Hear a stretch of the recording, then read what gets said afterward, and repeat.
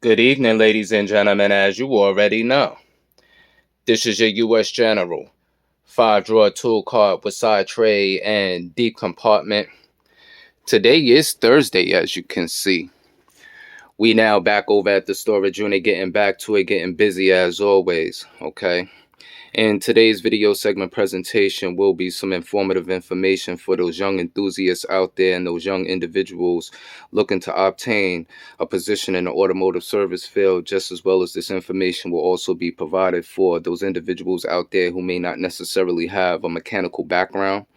All right, the information provided in this video will mainly more be for all walks, DIYers, weekend warriors, and just so to say, those individuals out there that just like to get hands-on with tools and, work on their own projects and things like that of that nature. All right. In this particular video, I will be touching, on quite a few different topics. We're going to be taking a look at quite a few different things, but I ain't going to hold you up too much more longer in the introductory of things. But as I always state, as usual, I always keep my signature lingering somewhere in the background. My Dunkin' Donuts coffee. You already know. Okay? So pretty much in this particular video, like I stated, I want to touch on quite a few different topics that I haven't absolutely touched on in the past. And, a vast majority of the videos that I have put out here on this YouTube platform, I have put out over 400 and something videos, like within a year, over a little bit of a year's time. All right. So in today's video, I will go into it. We're going to dive into it a little bit. All right. So walk with me. Let's get it. Okay, first and foremost, what I want to touch on in this video when it comes to some of the young enthusiasts first coming into the field and line of trade, a lot of times they may not necessarily know exactly what they'll be working on day in and day out. So sometimes, when they first get a job, depending upon their budget, some individuals, they may have a budget to work with. Some individuals may possibly need to, to work a few weeks, in order for them to obtain some capital, in order for them to start getting their line of equipment together and things like that of that nature. Sometimes what we find and what we see in some of the young individuals with them first coming in is that they may not always necessarily know exactly what they may need and what they may need to buy. So a lot of times some of the young individuals, they dive out the window, not necessarily understanding the tools and the equipment that may be necessarily needed of them to, get through their daily routine. So they just jump out the window and just, get out and just start buying just about anything and everything. And then when it comes to the services that they need to provide, there be at times certain particular tools that they lack. All right. So just to give you an example, just so to say, you get a job and you work throughout the week. You have a 6-day period week. Some people, they work less days. Some people work more days than others. All right. And my field, the line of work, I used to work 6 days out of the 7 days of the week. Okay, I actually worked both days of the weekend on Saturday and Sundays. The only day that I basically chose to take off was on a Monday. So I basically mainly more worked, throughout the whole week and the 2 days of the weekend. But just to give you an example of, just say for instance, you start off a job and you're working a certain amount of days, and say you just happen to lack certain equipment. So therefore you will be working with other co-workers and other technicians who may be more qualified, more skilled. They're on top of their game, they're on top of their tool game and things like that. And at times you may come across a situation where performing a certain particular job where it may require for you to ask, could you possibly borrow, a particular tool at a time or two. One thing to keep in mind is that, if you have to borrow once, 2 times, 3 times, definitely means that you need it, because, every individual who is working in the field in the line of service, they all get paid, they all get a paycheck and things like that. So, just keep that into consideration. But just to give you, a little quick example about what we do in our field, as you know, that mechanics and technicians is somewhat, so to say, just like a doctor. Okay. And what we do is we come in and we diagnose certain problems. We find an issue, okay, and then we solve the issue and we get things back together. So, just say for instance, you had a certain particular line of tools and say you was lacking something and something that you would have normally borrowed from a technician on a day that he is normally scheduled to work with you. You have to think about those particular times that you may run into that same possible work when that technician who actually has the tool that you need, okay? Now you lack that tool, so therefore you cannot complete the job.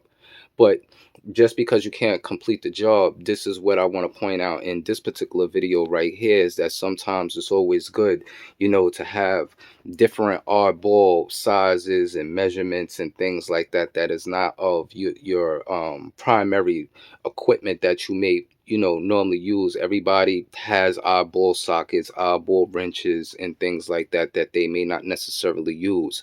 So, depending upon what type of work that you do, a lot of times the technicians are mainly more very hands on with tools, and we get a good feel for what works with what. And different make and model vehicles, they vary. Some of the tools vary between some different make and model vehicles. So say for instance you was in a shop, and say for instance you had hex torques and things like that. Most of the majority of the equipment that you see sitting at the top of the tool cart is of non-tool truck brand tools. There's only actually one item towards the back here, which is a Mako, all right, that is actually a tool truck brand, but all other items are not of tool truck brands. These sets here are Craftsman's. You have a 1/4 inch ratchet down there with extension that's made by Autocraft, and then you have some eyeball wrenches over here that's made by Hyper Tough, and some non-brand, nondescript off-brand wrenches. And then back over here I have a Husky socket. This is a standard socket made in the USA. No, pardon me, this is a crescent. If it'll focus in, this is a crescent socket, and it's a standard socket. I believe this socket is a Husky. This is made in the USA, as you can see here. And this socket here is made by Brighton, and this socket here is made in Taiwan. This is two flank drive sockets, and then this is a shallow flank. The socket set that you see towards the back is part of a 10-piece Duralast 10mm socket set. All right, but there's a reason why I have these particular tools out. So just say for instance you're in the shop and you run into a particular service where it requires for you to actually have a tool that you're actually lacking. So say for instance you had hex torques, all right, and say that you had them at a certain size length, but the length that you have are basically too long. Okay, so in some instances, us as technicians, we're artists at the same time. So there's a lot of times that we have to design and create our own tools, all right, to complete certain particular jobs. So just so to say, at the prior moment I'm in my storage unit and I don't absolutely have a vise in the storage unit with me. But if I was in a shop and say for instance it was a situation where I didn't have a hex torque, but I actually needed a hex torque, but just say I had a cheaper set, I don't want to have a whole bunch of tool truck brand line tools and then not have other inexpensive tools on the side that may possibly need to be remodified, because when it comes to your tool truck brand equipment, which is a more higher quality, it comes with a heavy premium, they're more expensive. It's more or less than likely that you would want to take like a socket or something like that to remodify it, because those sockets coming from a lot of these tool truck brands are $40 and up. Okay, between both of these sets here, all right, you can, for $40 for one socket, you could basically purchase two of this whole set just right here alone. This set is a little bit more expensive. This is of Craftsman. This is not of USA made. Okay, but it holds certain measurements. This set right here mainly more runs at like $79 to $89, something like that. Okay. But when I picked up this set, I picked it up on like a liquidation sale. So, I basically picked it up for very, very dirt cheap. But it was beneficial for me to have, just in those instances where some of these sizes I may possibly need to remodify if needed. So, just to give you an example, like say, for instance, you didn't have a hex, right? And say in your original equipment, you had like a fill up, all right?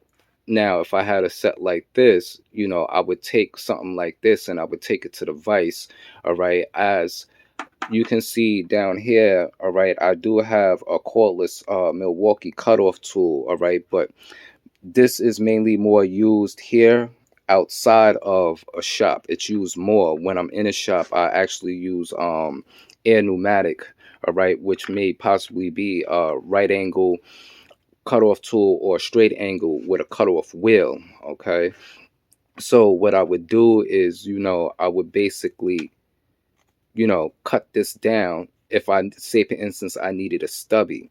All right, because sometimes, you may have something like this that may be too long. You may need something shorter to fit something very specific. All right, so, I would mainly more cut it down and possibly, take a file to it, smoothing it out and things like that.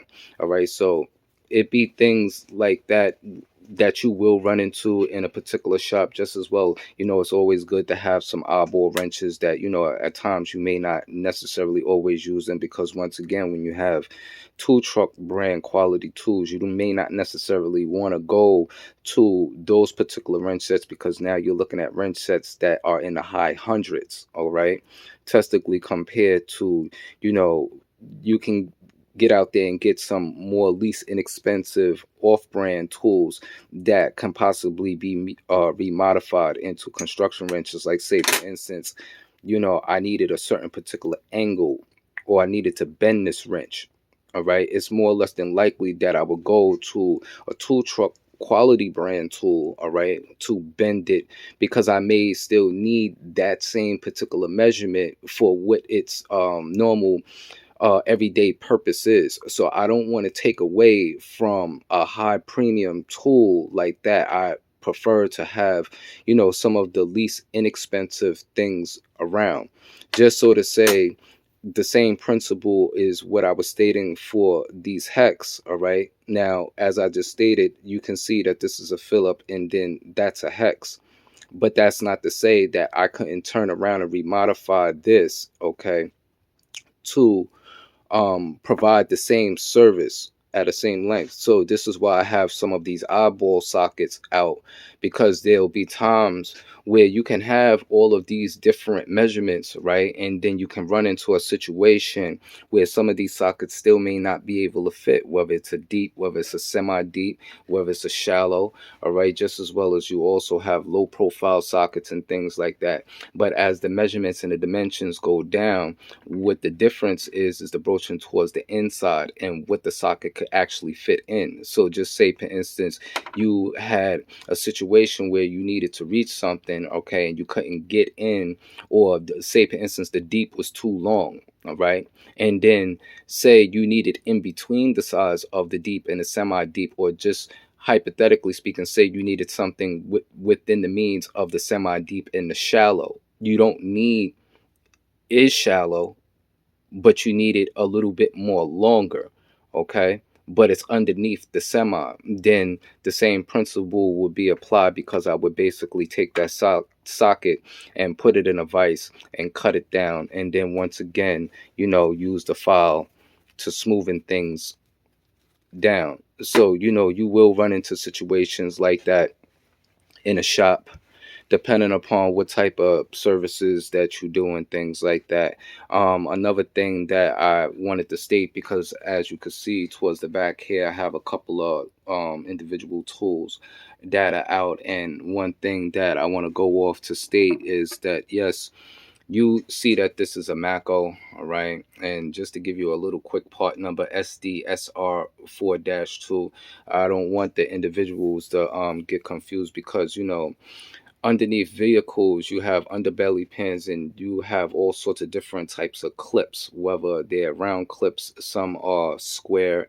All right, as you can see that this has a thick shaft. All right, and towards the lip here, all right, it's a little more thick and more durable than some others. To give you a comparison, all right, would be a less inexpensive tool. And as you can see, it's shaped and it's designed a little bit differently. And at its head, if you take notice, it's not as wide as the Mako. It's a little bit more smaller. All right. Now, these Macos, they do come in like a particular set. This is not necessarily used for those plastic clips, but it's not to say that they do not work. The issue with this is that they do not work on round clips, but what they do work on is they work well on square clips. All right, so just because, you know, some of the tool truck brand tools, just because, you know, it has the name of Mako, whatever the case might be, doesn't necessarily mean that this is going to get the job done a whole lot much more better than this tool. All right, when you're taking a look at something like this, you know, individually, you may pay $20, $25 for a particular tool like this. A tool like this, I paid roughly like maybe $2, $3. All right, but when it's time to perform that service that's needed, just as well as I have the snap-ons, but I pulled these out for, you know, a particular reason. But the thing is that it's not to say, you know, that this is going to perform the job more better than this particular tool, because actually this works a whole lot much more better than this do. But it's not to say that this is still not needed right here, because, you know, it serves its purpose when called upon. It may not cover everything, but it covers what I needed to cover, just as well as this may not possibly cover what this may possibly cover, but this covers more for least expensive. If I needed to remodify it or I need to rebend it, you know, at a different angle or something like that, it's less of a headache for me to do that with a tool like that than to do it with a tool that has a premium, which is more expensive. Okay. So as you're looking at this clip here, like these are some of the clips, you know, that you would possibly run into, you know, up underneath vehicles, just as well as you would have round clips like this. You would have square clips. So a particular tool like this does not work well on these particular type clips. Okay. This tool right here works very well on a clip like this. So just hypothetically speaking, say this was only tool that I had, you know, in my arsenal to remove this, then I would actually have to go to two different tools to remove it. See, so therefore, this is why I have the Milwaukee pick out, because then I would need the pick, okay, to get in the crevice and lift the button, and then I would be able to slide this in. So now you see the time consumption, because now I'm jellying between two different tools and struggling just to get something as simple as this out. All right, and which this is not basically used for these round clips. Once again, like I said, these are mainly more better for square clips, even though the tool is not necessarily designed for that application. This tool is actually designed for another application, but it can still provide the same service. So this is why, you know, I have a different assortment. I also have my snap-on. My snap-on is inside the car, but because I have the tools on top of the lid, you know, I can't get to the snap-on at the prior moment. All right. But, you know, this is what I'm just basically stating here, is that sometimes it's good to, you know, have some of this oddball equipment and certain equipment that you think that is absolutely of no use or is worthless. Sometimes some of those same tools that you think is worthless will, you know, save your life at times.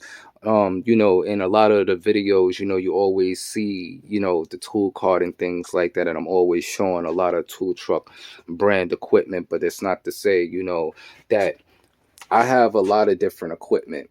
You understand? I have 3 different boxes that are sitting over here with a whole bunch of oddball equipment, just as well as I have another storage unit that actually has a whole lot of other oddball equipment. So, some of this equipment is like, when I'm working in shops, and say for instance, if a younger technician or individual may lack a particular tool or something like that, yeah, I may have something that, I may be able to lend them to get through their job or whatever the case might be. And I always keep something like that around so that I don't necessarily have to go to some of my most expensive tool truck quality brand tools and things like that of that nature. All right. But for those young individuals first coming into the game, like I always state, study your tools selection. Don't study these tool storages and things like that. It's not all about the tool truck brand quality equipment in the beginning, but depending upon how long you tend to be in this field, if your heart is in it at some particular point in time, you will want to step up your grade. All right, there are less inexpensive equipment out there that can still help you get through, your jobs and things like that. So don't get discouraged, just because you work in a shop and, you got, some individuals who got, the most highest expensive tools and tool storages and things like that.